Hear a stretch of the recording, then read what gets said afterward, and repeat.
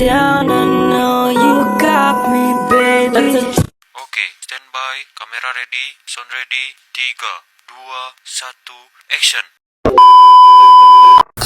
Assalamualaikum semua. Baiklah, saya akan melakukan 5 uji statistik dasar yang sering dilakukan dalam penelitian, yaitu uji korelasi, uji regresi, uji normalitas, uji homogenitas, dan uji T. Yang pertama, uji korelasi. Uji korelasi digunakan untuk melihat hubungan antar dua variabel, apakah keduanya saling berpengaruh atau tidak dalam penelitian ini. Yang diuji adalah hubungan antar kegiatan bermain puzzle dan kelompok berpikir anak. Tujuannya untuk mengetahui apakah anak yang sering bermain puzzle memiliki kemampuan berpikir yang lebih baik. Baiklah, kita masukkan datanya ke Excel, kemudian buka aplikasi SPSS, kita masukkan datanya, kemudian ke variabel view. Di variabel view-nya kita buat X dan di bawahnya Y. Kemudian ini diganti jadi 0 dan ini juga 0.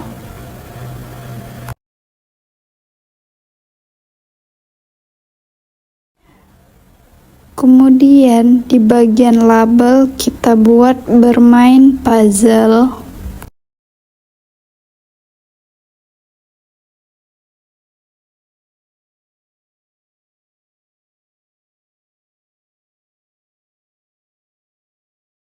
Selanjutnya di bawahnya kita buat kemampuan berpikir.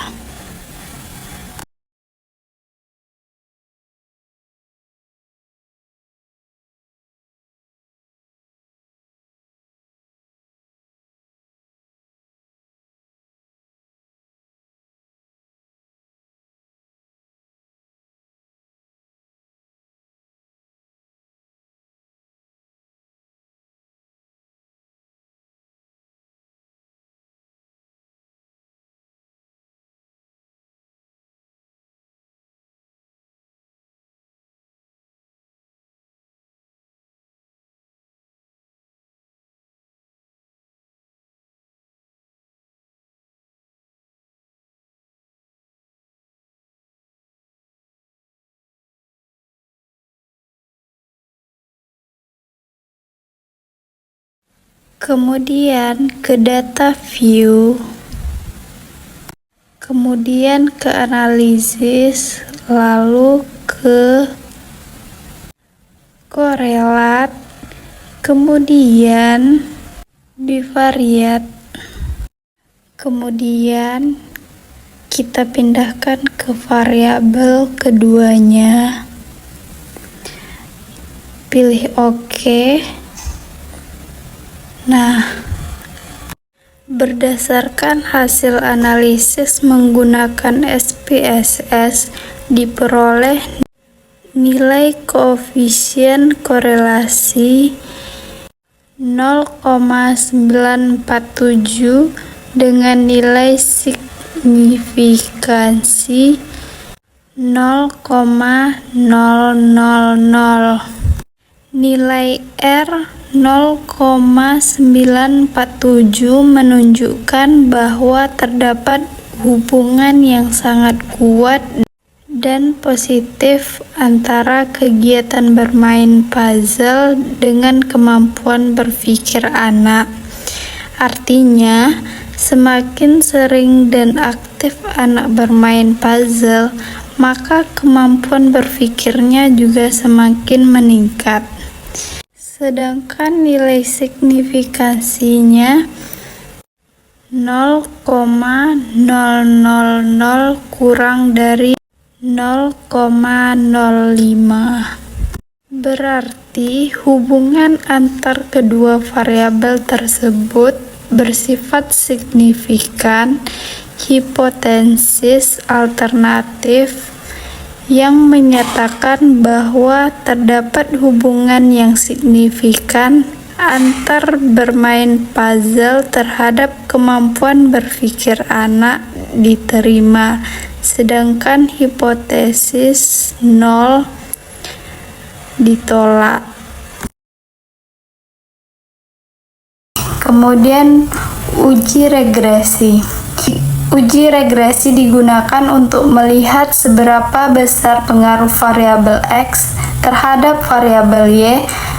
Kalau uji korelasi hanya melihat apakah ada hubungan, maka regresi menjelaskan seberapa kuat pengaruhnya dan bagaimana arah pengaruh itu terjadi. Dalam konteks penelitian ini, uji regresi dilakukan untuk melihat seberapa besar pengaruh kegiatan puzzle terhadap kemampuan berpikir anak. Kita masih menggunakan data yang tadi. Ke data view, kemudian analisis, kemudian ke regression, kemudian linear. Nah, ini kita pindahkan ke independen, yang bawah kita pindahkan ke dependen. Selanjutnya klik OK. Nah, ini hasilnya. Berdasarkan hasil analisis regresi antara variabel puzzle dan kemampuan berpikir, diperoleh nilai signifikansi 0,00 yang berarti lebih kecil dari 0,05. Hal ini menunjukkan bahwa kegiatan bermain puzzle memiliki pengaruh yang signifikan terhadap kemampuan berpikir anak. Artinya, semakin sering anak melakukan kegiatan bermain puzzle, maka kemampuan berpikirnya juga semakin berkembang. Hasil ini diperkuat dengan nilai koefisien determinasi yang menunjukkan bahwa sebagian besar variasi pada kemampuan berpikir dapat dijelaskan oleh kegiatan puzzle. Dengan kata lain, permainan puzzle dapat menjadi salah satu strategi pembelajaran yang efektif untuk melatih logika, daya ingat, dan kemampuan pemecahan masalah anak usia dini. Kemudian uji normalitas. Uji normalitas digunakan untuk mengetahui apakah data penelitian berdistribusi normal atau tidak. Data dikatakan normal jika sebaran nilainya seimbang atau tidak terlalu condong ke kiri atau ke kanan. Uji ini penting karena sebagian besar analisis statistik atau seperti korelasi dan regresi mensyaratkan data yang normal agar hasilnya valid. Baiklah, kita masih menggunakan data yang sama seperti tadi. Kemudian kita ke data view, ke analisis, kemudian ke deskriptif statistik, lalu ke explore, kemudian bagian bermain puzzle kita pindahkan ke dependen, dan yang kemampuan berpikir juga ke dependen. Kemudian ke plot,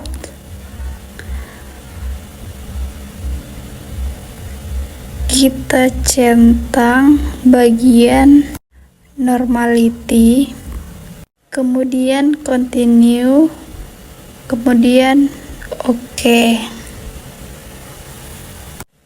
Nah, ini hasilnya. Berdasarkan hasil uji normalitas, diperoleh nilai signifikansi untuk variabel puzzle sebesar 0,021 dan untuk variabel kemampuan berpikir sebesar 0,068.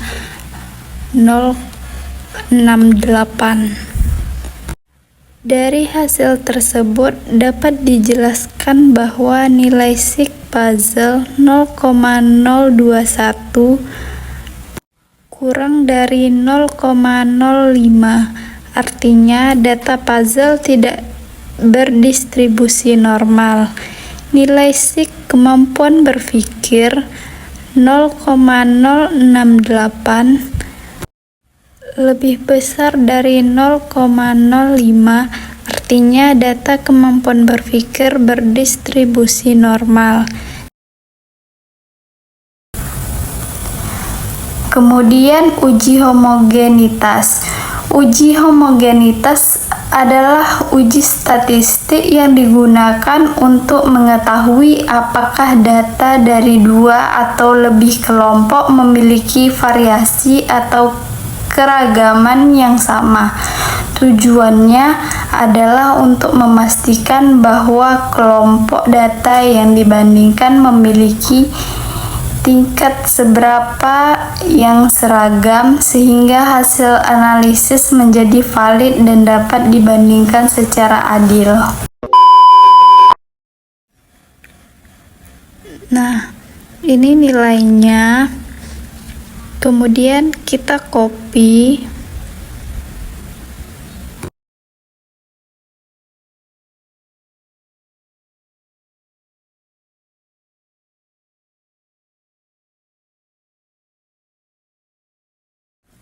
Kemudian ke SPSS.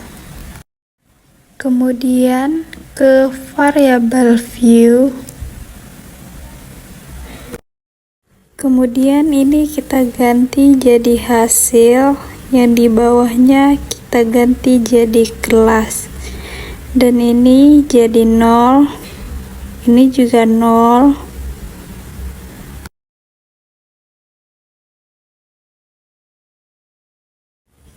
Kemudian di bagian label kita buat hasil belajar agama. Yang bagian bawah kita buat kelas. Kemudian di bagian sini kita buat 1, di bagian label kelas A, kemudian di add. Kemudian buat yang kedua dan bagian label buat kelas B. Selanjutnya klik OK.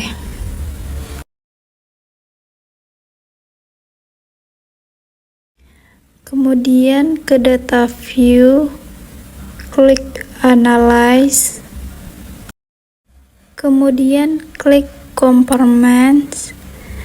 Kemudian one way, lalu yang bagian hasil belajar agama kita letak di dependen. Kemudian bagian kelas kita letak di bawah ini.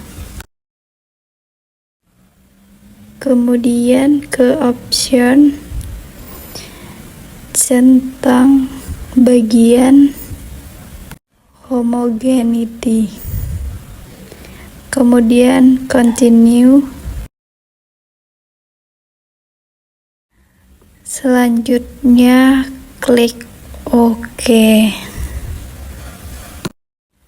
Nah, ini hasilnya. Dari hasil uji homogenitas diperoleh nilai signifikansi sebesar 0,273 karena nilai sig lebih besar dari 0,05, maka bisa disimpulkan bahwa data bersifat homogen. Jadi, varian data antara dua kelompok hasil belajar agama adalah sama atau seragam. Tidak ada perbedaan yang mencolok.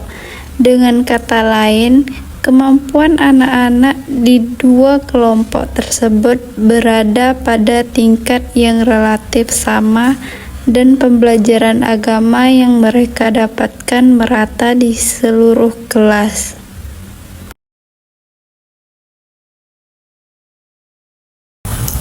Kemudian uji T. Uji T adalah uji statistik yang digunakan untuk mengetahui apakah terdapat perbedaan yang signifikan antar dua kelompok data. Uji ini sering digunakan untuk melihat pengaruh suatu perlakuan terhadap hasil belajar. Baiklah, kita masih menggunakan data homogenitas.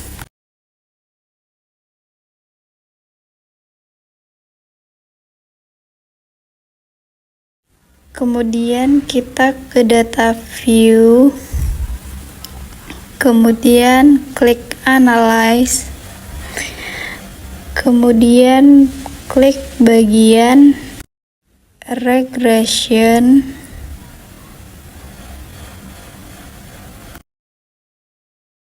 kemudian ke linear. Selanjutnya bagian hasil belajar agama kita pindahkan ke independen.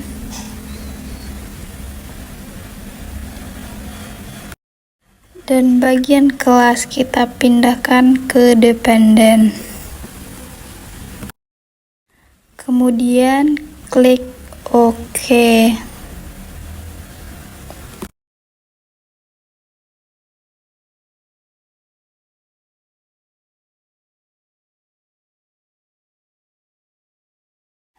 Nah, ini hasilnya.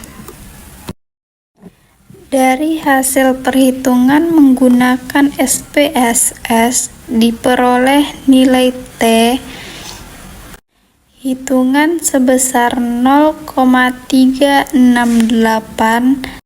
dan nilai signifikansi sebesar 0,547. Sedangkan nilai T tabel pada taraf signifikansi 0,05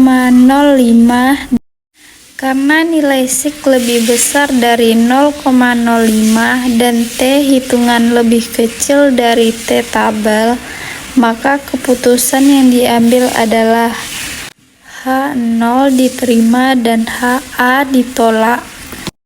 Artinya, tidak ada perbedaan yang signifikan antar dua kelompok dalam hasil belajar agama anak. Dengan kata lain, hasil belajar agama di kedua kelompok tersebut cenderung sama atau seimbang.